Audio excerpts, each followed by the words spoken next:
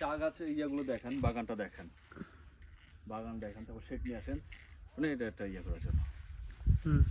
শ্রীমঙ্গলে যারা এসেছে কম বেশি সবাই আমরা চা বাগান দেখেছি, ন্যাচারালি দেখেছি চা বাগানের চা পাতা উঠানোর, শ্রমিকদের সাথে কথা বলেছি, শ্রমিকরা চা বাগানে চা পাতা উঠাইছে সেটা দেখছি।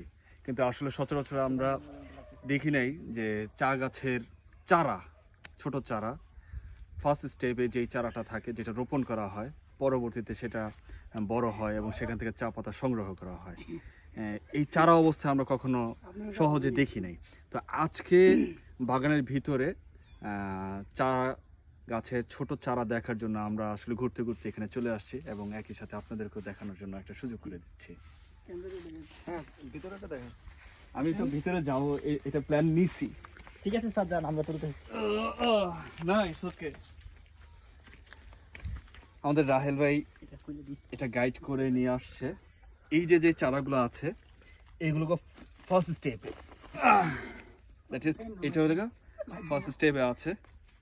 এগুলোই পরবর্তীতে পাহাড়ের গায়ে আসলে রোপণ করা হয়। এখানে পুরোটাই ফার্স্ট স্টেপে চারা গাছের শেড। এখানে মোটামুটি এগুলোকে পরিচর্যার মাধ্যমে বড় করা হয় এবং এক পর্যায়ে পাহাড়ের গায়ে এগুলো আবার রোপণ করা হবে এবং এক সময় এই গাছগুলো, এই চারা গাছ থেকেই আপনার দুটি করে একটি পাতা নিয়ে পুরো দেশের চায়ের যোগানটা এখান থেকেই যোগান হবে। ধন্যবাদ। আরেকটা কি উঠাবো? চারা গাছ রানিং আছে ভাই, কৃষক আইয়ে রাই মাই দিব, আমি উঠেন না। খুব আর বড় গাছ। বড় গাছ